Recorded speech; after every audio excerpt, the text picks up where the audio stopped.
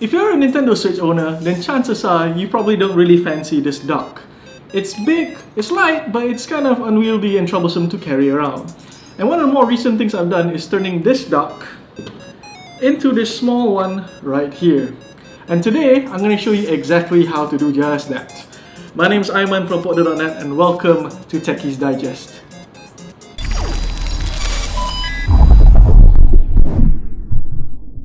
When you go to e-commerce sites, chances are you'll find these Nintendo Switch third-party docks, but some of them, they don't come with a chip inside, it's just the plastic mold. So if you just go for the one with the plastic mold only, this is what you're going to be getting right here. So on the inside, when you open it, you'll see a couple of screwdrivers and some screws. And you also get the plastic mold itself. Let me show that to you. Let me put this aside. So this is what it looks like right here. Okay. So the first thing that you definitely need to do is to take out the chip that's inside this dock right here. You need to open this up.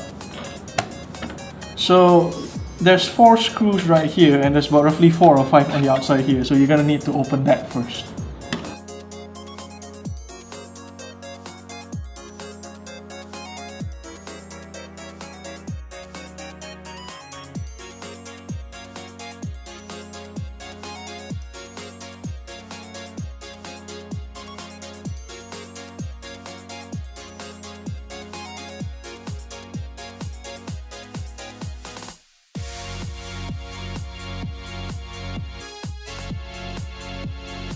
So if you've done unscrewing all those, you should be able to take this out rather easily. Let me see.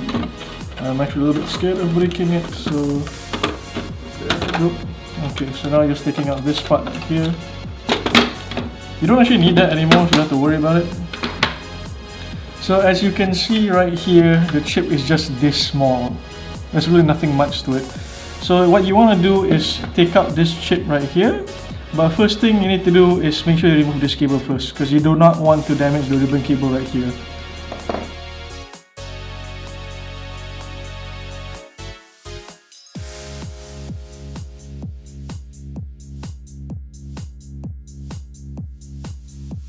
Just in case you're wondering, you actually do not have to unscrew anything when you're taking out the circuit board right here. You can just pull it out, just be careful about it. But before you can actually remove it, you have to remove this thing over here first.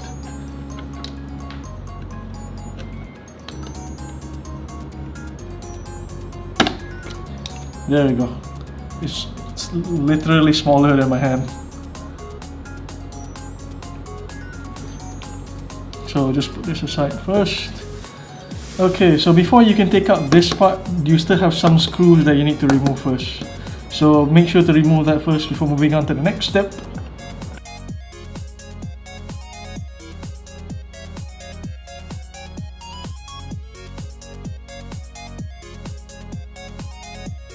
Another thing worth noting right here is that there are some hidden screws right here, so make sure to remove that as well. It's not just these, like the one I mentioned before.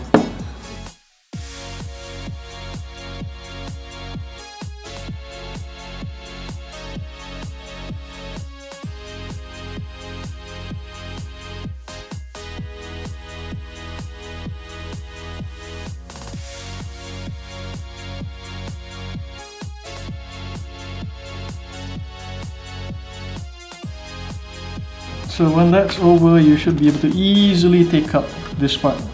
So just put that aside. Okay, so what you need to do next is, you don't have to worry about this thing. You need to remove the USB-C connector right here. So you just need to unscrew a few more things and just remove that. There should be 4 screws that you need to take out, which you can see from these 2 over here and another 2 over on the other side.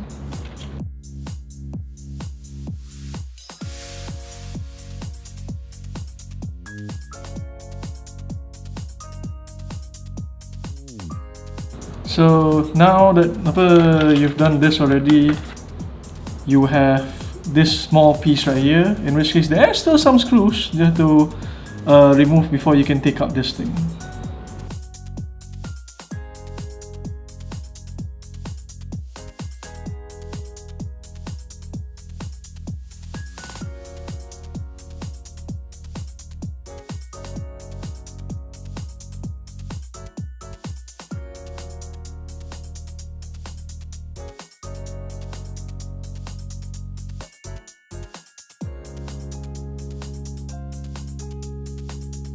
So then you have your USB-C connector, which you can just put aside. I'm not sure whether you can see it or not. Just gonna put all this on the side. So what you need right now is the chip itself, the ribbon cable, your screws right here, but if you lose some of the screws, they do have extras right here, so you don't have to worry so much about it. And of course the USB-C connector. So now we're gonna be putting this thing into this mold right here. So the first thing you want to do, especially to make your life easier, is to put this first. So do that and screw the same two golden screws. I'm not sure whether you can see it right here. Same small golden screw, use that. You don't have to get any special screws for that.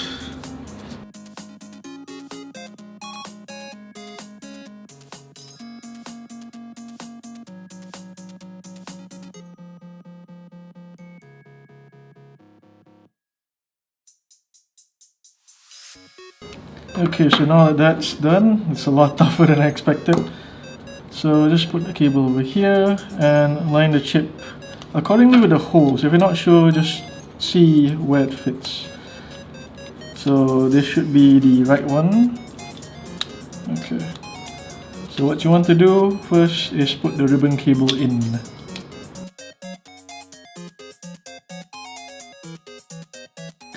Now that that's done, just neatly fold it again so you don't have excess coming out here.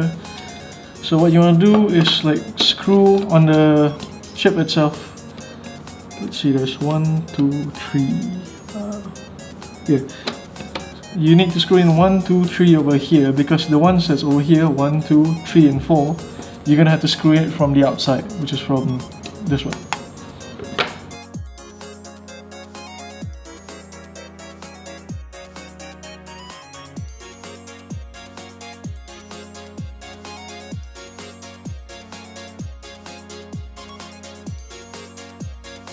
Once you're done with that, just take this part over here and just close it off.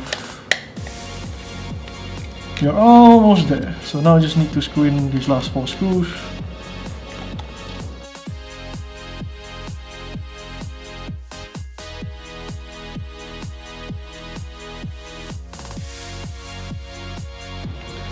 And there we go. All done. That's all you need to do to turn your big duck into the small one right here. So now all you have to do right now is figure out whether this works or not. And if it doesn't, I'll have to reopen it and see what's wrong. So now that we have assembled this Nintendo Switch dock, it's time to test whether this is actually working or not. Because if it's not working, I'll have to open it up again and see what's wrong with it. So let's go ahead and do just that. You can still use your standard USB-C charger from Nintendo Switch, so don't worry about that. Connect to the side. I'm gonna get HDMI cable right here. Okay. So I do have my Nintendo Switch running a game right now, Super Smash Bros. Ultimate. So I'm just gonna put this in.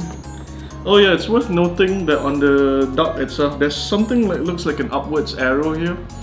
You have to make sure that it fits in with the back of the Nintendo Switch, which is right in front, right behind the USB-C port.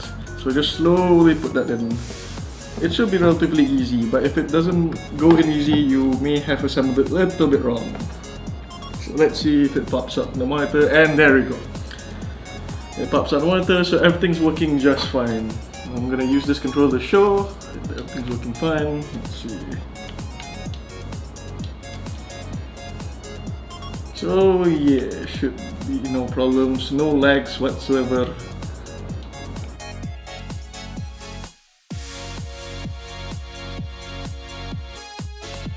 So now we have completed this new Nintendo Switch dock. So you don't have this chunky big thing to carry on anymore. And in fact, you have a much smaller dock, which will be easy for you to travel with, and it'll be very, very convenient if you want to bring it around to play Smash with friends or something.